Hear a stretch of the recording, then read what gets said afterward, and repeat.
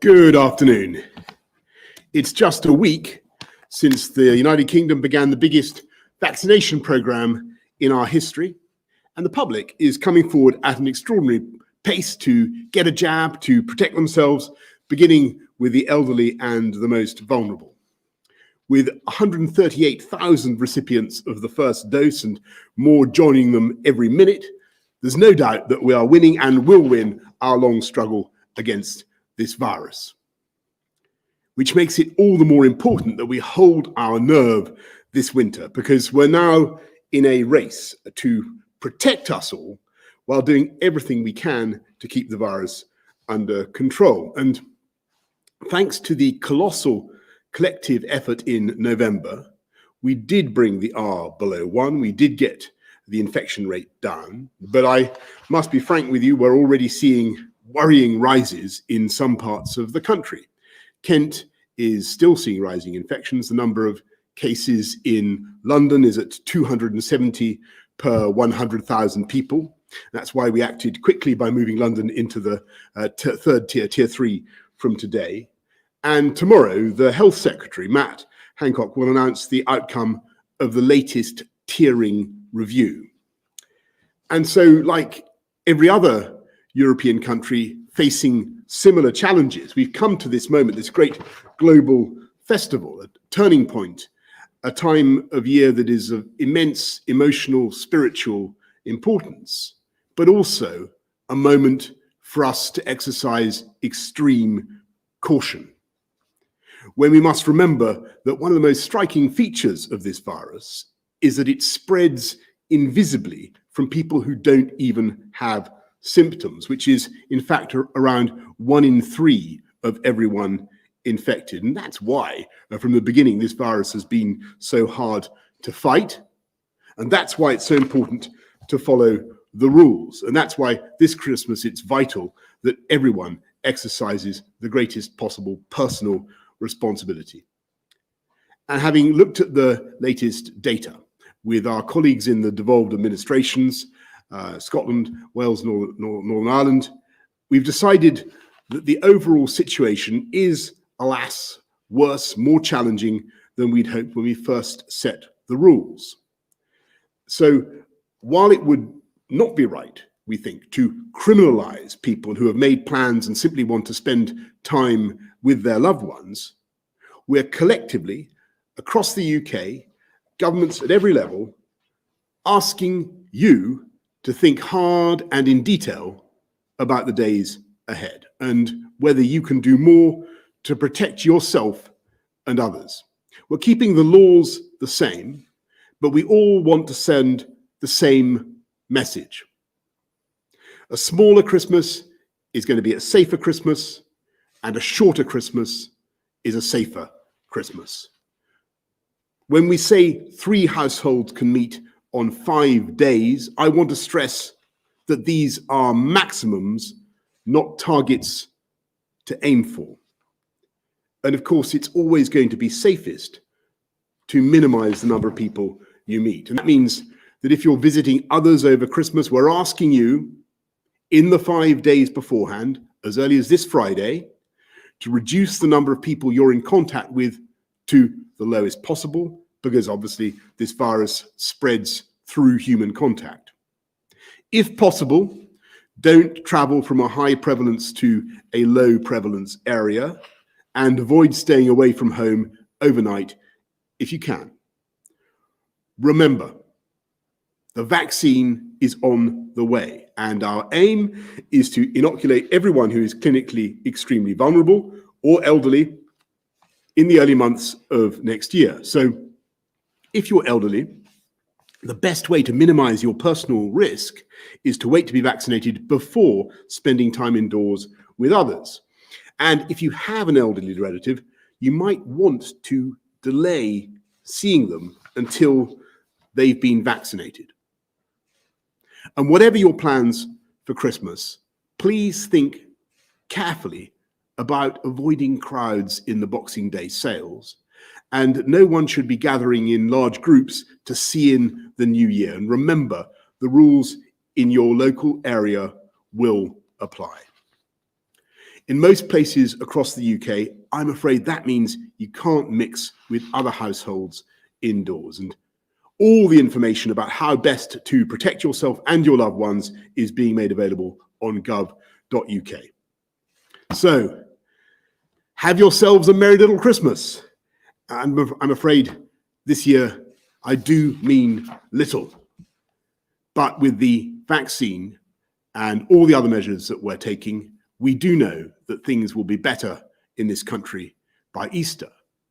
And I'm sure that next year, Christmas will be as normal, as usual, for every family in the country. And I'm going to hand over to Chris Whitty, CMO. Anything you want to add, Chris, to that? Thanks, Prime Minister. I mean, really, I just wanted to, in a sense, re-emphasise some of the points the Prime Minister has made, but from the point of view of doctors and other healthcare professionals, because I think everybody would agree with what I'm about to say, who are doctors, nurses, and other healthcare professionals. And certainly this is the view of all the CMOs, Chief Medical Officers, and Deputy Chief Medical Officers in the UK. It's very important to situate the decisions that people are taking, the actions that people take over the next 2-3 weeks in the fact that we do have a vaccine that will be protecting the most vulnerable to a very high degree of protection in the next 2 to 3 months. And that subsequently, as the vaccine's rolled out to the general population, the risk of coronavirus circulating will begin to go down. So we are tantalizingly close to the stage where anybody who gets into trouble as a result of actions this Christmas would have been protected in the very near future. So it is very important people think about that when they make decisions over the next few weeks. And there really are, in addition to the standard rules and guidance that has been there for the whole time, in all 4 nations of the UK, but certainly here in England, the guidance here, the tiering guidance the Prime Minister talked about, there are essentially 4 things to think about that are specific to the festive season over Christmas, as indeed to all the other major religious festivals, Hanukkah, for example, at the moment, previously Diwali and Eid. First thing is keep it small, keep it short, keep it local, and think of the most vulnerable people. Keep it small because the smaller the number of households that meet together over the festive season, the less transmission there will be. So smaller numbers in bubbles, smaller numbers that you meet in any other situation, all of this helps pull down the risk for your family, for your friends, and for the wider community. Keep it short because the shorter the period that people are together, the less risk there is of transmission occurring. Keep it local because people traveling from high incidence areas with a lot of transmission to lower incidence areas have the risk of actually passing on the virus. So wherever possible, keep it local. And in particular, think about people that you might meet, that your family might meet, or that one generation along people might meet, someone who you meet who then meets an elderly or medically vulnerable person who would very soon be protected, but at the moment is not, as a result of the vaccine that's rolling out. So just keep it small, keep it short, keep it local, think of the vulnerable. And that way we can reduce the risk at Christmas. We all accept there's an increased risk at Christmas. Nobody has hidden that at all at any point along this. But if we do this, we can reduce the risk further for everybody. Thanks very much, Chris. Let's go to questions from the public and then the media. Let's go first to Teresa from Cambridgeshire. With the significant increase in positive cases and more areas entering Tier 3, plus the news of a new variant of coronavirus that could spread faster, what evidence can the government provide to support the mixing of households at Christmas is not detrimental to our lives, pressure on the NHS and economy? Well, Teresa, let me go first and just say that, as Chris has said, nothing in this whole campaign against the pandemic has been without risk, but we have to make a judgment about partly about how people are going to behave anyway, people's natural instinct to want to see their families if they possibly can. And so what we're trying to do is to set the parameters that we think are sensible, and we've come up with a maximum that we think is sensible across the whole of the UK. But what we're saying today is that is a maximum, not a target.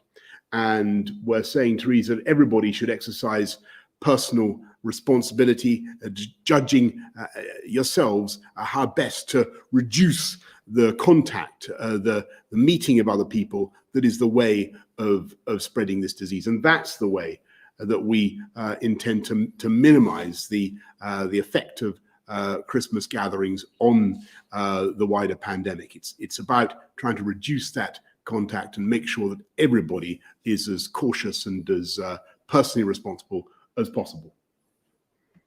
I mean, you'll add that. Well, I think just something which I think is, I think everybody accepts, which is this virus has forced us to make really hard choices between two bad options in so many other areas of life, and this is yet another one. The natural wish for people to come together at Christmas, which also it can be important for some people's loneliness, mental health, and other areas. So this is not just saying, well, this can't happen at all, is not without cost actually in the health side of things, leaving aside anything else, against the fact that the more people come together, the more different households come together, the more time they spend together, the greater the risk. And we're forced into this incredibly difficult choice where both the options are bad options. And the aim is to try and find some middle way between the difficult options we have to have. But people really must take seriously the fact they must minimize the risk by reducing the size, reducing the length of time, and reducing travel between high and low incidence areas, and particularly thinking about the most vulnerable. Thanks very much, Teresa. Samuel from Leamington Spa asks, I think I'm going to read out Samuel's question. Samuel asks, will social distancing end once all the vulnerable are vaccinated, or will herd immunity need to be achieved before restrictions can be eased? Samuel's asking an incredibly important question. I think a few weeks ago, I spoke about, the potential crossover point when we'll have got enough of the vulnerable or the elderly vaccinated, really to think very differently about the non-pharmaceutical interventions, the social distancing, and all those types of measures. Were by no means there yet, but there will come a point, I believe, between now and Easter when that will happen.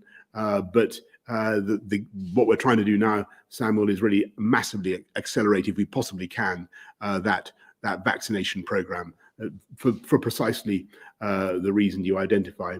On the herd immunity question, I think I'm going to hand over to and how it, and when and how it might be it might work. I'm going to hand over to Chris.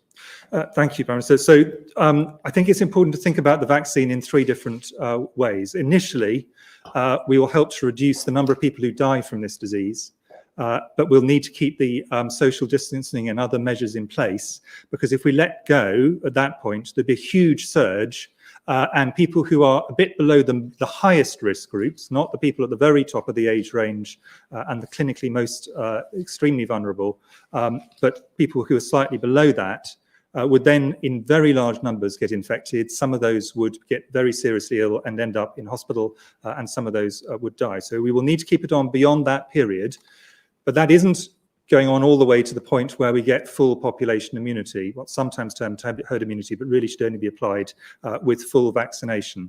And that will occur, population immunity will occur, if we have vaccines which actually can reduce transmission between people. Now, at the moment, we have a high degree of confidence that the first vaccine that's been rolled out, the Pfizer vaccine, reduces the risk of people having severe disease and having clinical disease by a very large amount, not absolutely, but by a very large amount.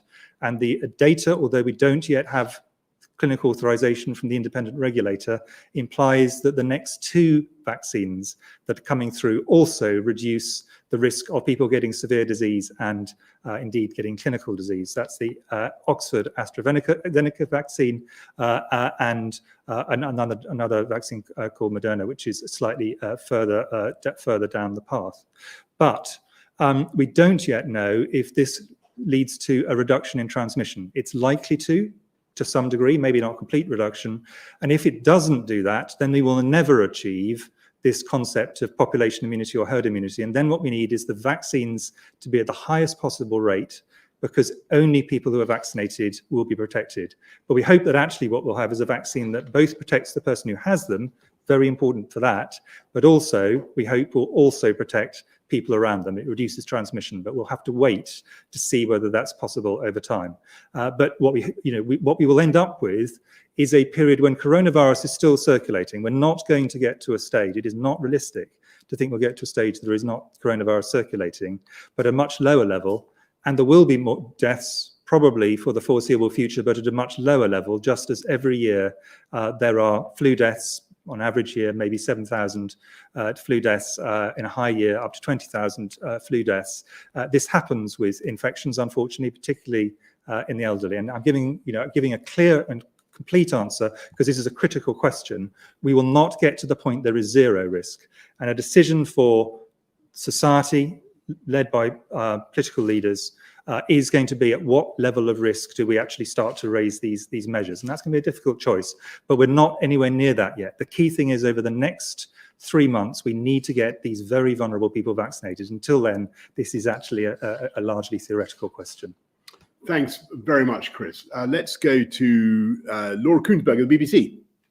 Thank you very much, Prime Minister. You're telling the country today to exercise extreme caution, but you are still allowing a 5-day period to go ahead when people from all over the country will be able to get together. Wouldn't it now be safer, clearer, and perhaps braver to ditch the plans to relax the rules over Christmas? And Professor Whitty, can I ask you, have you done any modelling of what the impact this period might have on the diseases? And if there are models, can you share with us what you think the effect of people getting together might be on how the pandemic spreads?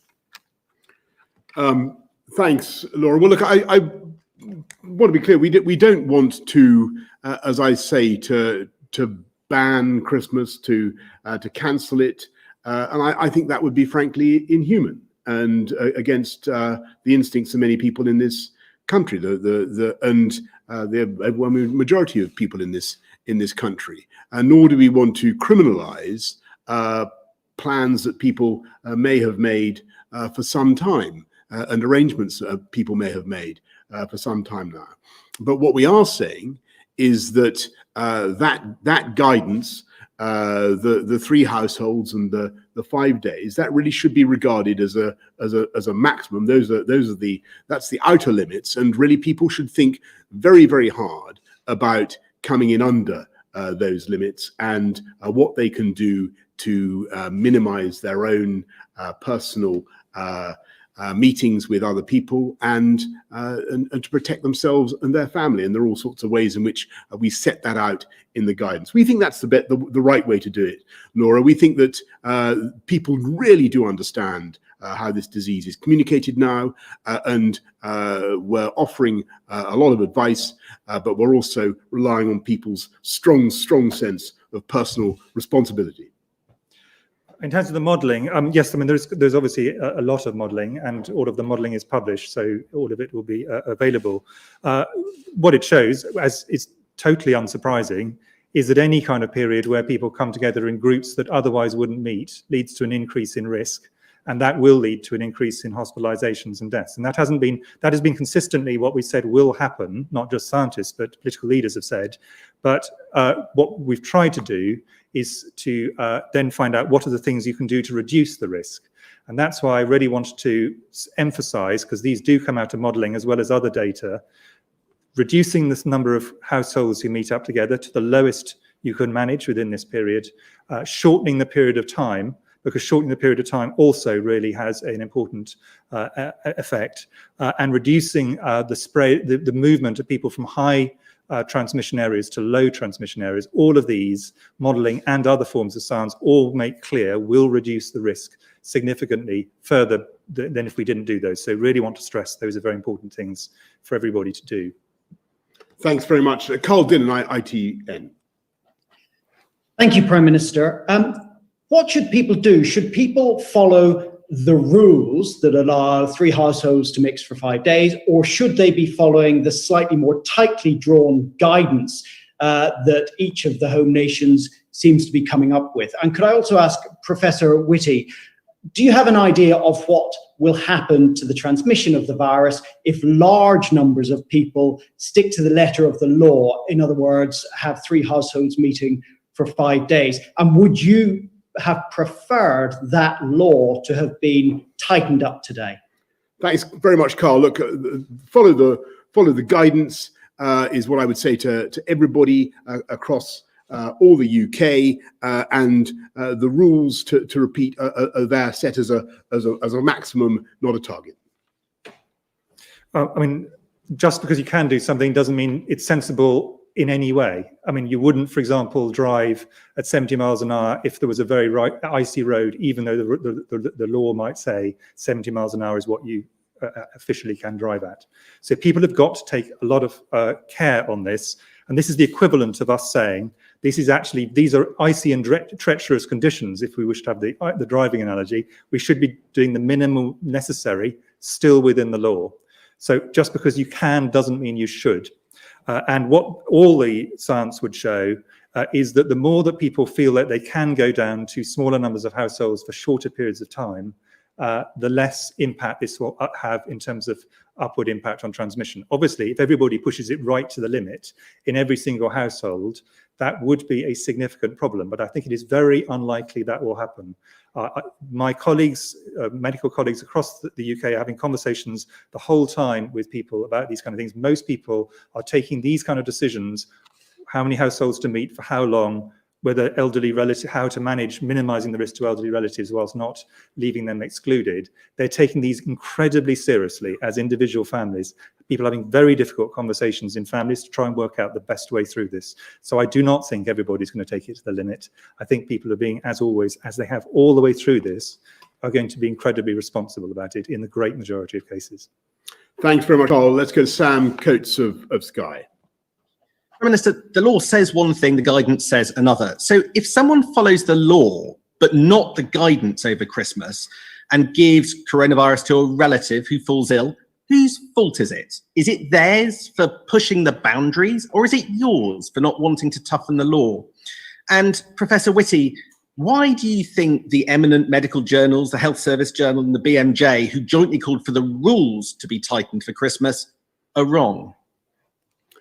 Well, Sam, I just want to repeat really what I've said to other of your colleagues, and we don't want to cancel Christmas. We don't want to ban it. We don't want to criminalise people for, planning that they've already made, and often very expensive decisions they may already have taken. But we do urge everyone to follow the guidance. It's there, and help to reduce to a minimum the number of meetings with other people that we have, because that's the way to stop the spread of the virus. In terms of, you're getting a lot of commentary from lots of medical and nursing and other healthcare professionals at the moment. BMJ and the Health Service Journal, both very eminent journals, gave one particular view. What they all have in common is two things. Firstly, there is still a substantial and in many parts of the country rising problem. This is not a problem that's gone away. This is actually a problem in much of the UK, which is getting worse or flatlining, but flatlining at a high level. So this is not a moment to relax at all, quite the reverse. And secondly, that within the choices given, please take the most minimalist approach you can. And this, you hear this in different forms from lots of different medical outlets, but all of them will say the key thing is do less. Now, some of them may say it should be the law, and some of them may say this is a matter of guidance, but all of them actually basically fundamentally say the same thing, which is do the least that you feel is appropriate for you and your family at this point. Go for the minimum, because we've got a very significant problem on our hands here. Thanks very much. Let's go to Gordon Rayner of the Telegraph. Thank you, Prime Minister. Prime Minister, does your approach to the Christmas lockdown mark a new, more perhaps mature approach to the way that you're treating COVID regulations, where people are given the information they need and then asked to use their own judgment and common sense to make decisions about their lives? And also, given that Wales has just announced another lockdown to start on December the 28th, not long after their firebreak, does that give you cause to question whether lockdowns are still the best way to respond to COVID? Well, first of all, Gordon, I mean, alas, I respectfully got to differ with your characterization of this approach. It remains, alas, much against, I'm sure your instincts and everybody's instincts. It remains a highly prescriptive approach. We are saying very clearly that you can't meet in more than 3 households for more than 5 days. I don't think there's ever been anything like it. Probably not since Cromwell's time, or heaven knows, when we've had something like this before. What we are saying is, because we do recognise that the human spirit will naturally want to celebrate Christmas and all the other festivals that people want to celebrate, that you cannot constrain people too much. You have to be reasonable. So what we're also saying is that if we want to stop the spread of the disease, which I think everybody does, then we need to look very carefully at the next few days and work out exactly how we can minimize contact, minimize the amount of time, and minimize the risk to the elderly and vulnerable. And that's what the guidance is there to do. It's there to help people to exercise personal responsibility over the next few days. And I hope it's useful. Thanks very much, Gordon. Let's go to Hannah Roger of the Herald. Hi, Prime Minister. Hi, Professor Whitty. I've got a couple of questions. I think, first of all, for Professor Whitty, I was wondering if you have any advice for people who are planning to visit care home residents over the festive season, and whether, how that should interact with, if they're planning to see other households. Should it be the case that they shouldn't visit care homes at all if they're planning to meet any other households? And for you, Prime Minister, the Scottish Government said last month that every penny of its coronavirus Barnett consequentials would be spent on COVID-related issues. However, according to research today from the Scottish Parliament Library, the Scottish Government is now suggesting that as much as £330 million of this may be held back to cover the costs, any costs related to Brexit. I was wondering what you think of that decision, and if you think that Scotland has received enough funding to manage the end of the transition period.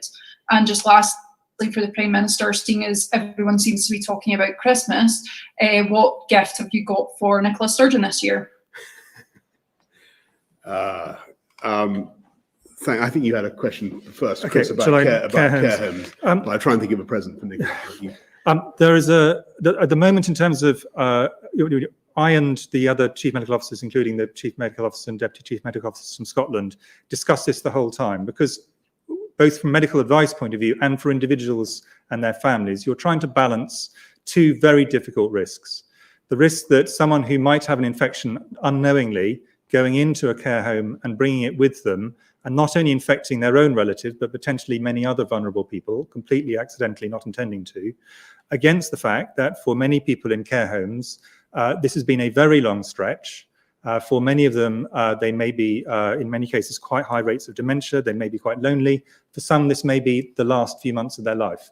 So how do you balance the need to support the elder people, and indeed those who wish to see them, their families who wish to see them, against this risk to, but not only that individual, but the rest of the people who are living in the care home?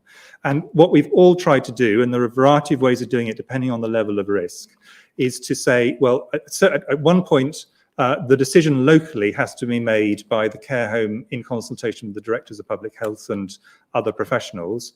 But certainly in an England context, and the guidance is slightly different between the four nations, but not in essence, we try to take the risk down as far as we can. Have it PPE, increasingly using testing, which is not a way of taking the risk away, but it reduces the risk, and the amount of testing is going to go up in the next week, initially to help over the Christmas period, but we hope after that period. So testing helps reduce the risk, and then different levels of precautions depending on the tier that the part of the country is in. So higher tier areas have more restrictions than lower tier areas than ever. Now, none of these are perfect solutions. What all of them are trying to do is balance these risks against one another. We're never going to take them down to zero, but it is a way of trying to allow these things to happen. And there is a slight relaxation of the rules for adults who are not older adults, but adults of working age, but are in care homes over the Christmas period here in England. It's a small seasonal change. And Hannah, just on the Barnett consequentials, obviously they should be spent on the things for which they're intended. That funding should clearly go on the things for which it's intended. And as for a present for Nicola, I mean, well, there's all sorts of things that will arise naturally from the UK's getting a new relationship with our friends in the European Union. But one thing that may be of particular interest to the people of Scotland is that they will become the proud possessors of hundreds of thousands of tons of fish, shellfish, crustaceans, and I don't know whether Nicola's a keen fish eater, but she'll have more than she could possibly consume herself for a very, very long time to come. So how about that? Will that do?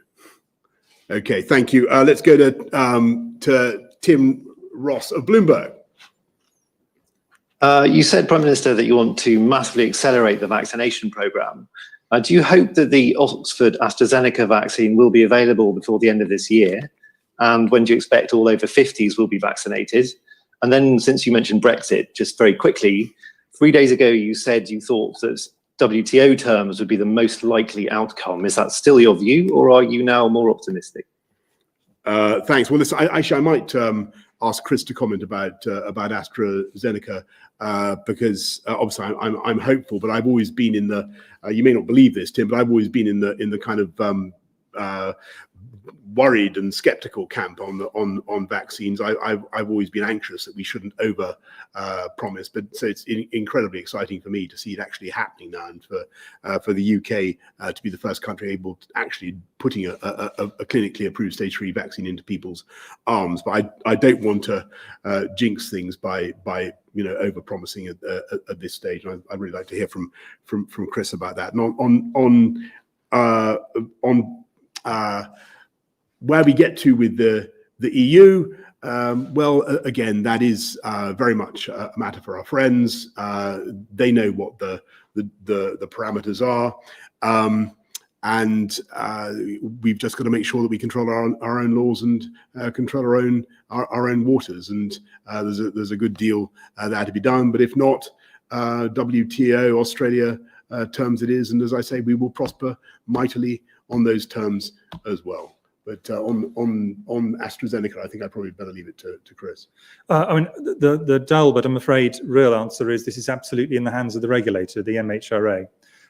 They've got data when there's already published data, very impressive published data from the AZ Oxford vaccine in peer-reviewed journals, but they have access to large amounts of data that are not in the public domain.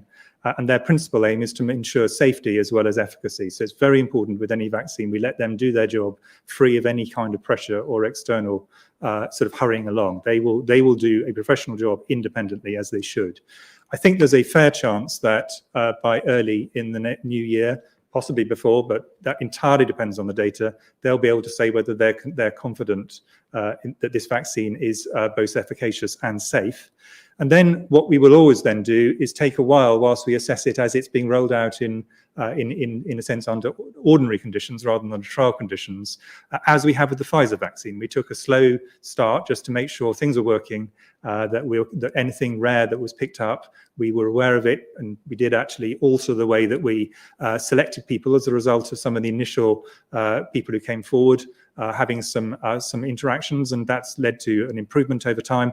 And we'll do the same with the AZ. We'll take it carefully and we'll build up. But it will, if it comes through, and this is an if, depending on what the regulators say, if it does come through, it does make it a lot easier. Not only is the volume going to be much greater, because with Pfizer, because there's a huge competition around the world for the limited stocks, every country has got a relatively limited amount of Pfizer vaccine for now, so it'll increase the volume. But importantly, it's also much easier to deploy beyond formal healthcare settings because it doesn't have the -70 requirements that the Pfizer vaccine has. And so that makes the flexibility considerably greater. So I think if we put those two together, if AZ comes through, if there aren't any last-minute hitches, it will speed up very substantially the period before we can actually get to the point the Prime Minister talked about, when those in the highest risk groups, which the JCVI, Joint Committee on Vaccination and Immunisation, has identified, can all be vaccinated. So we all hope that will come through, but like the Prime Minister, the right thing to do is to wait and see what the regulator says. Thanks very much, everybody. As I said before, have yourselves a merry little Christmas, but this year, alas, preferably a very little Christmas. But with the vaccine and everything else that we're doing, next year, we hope it will be back to Christmas as normal for everyone. Thank you.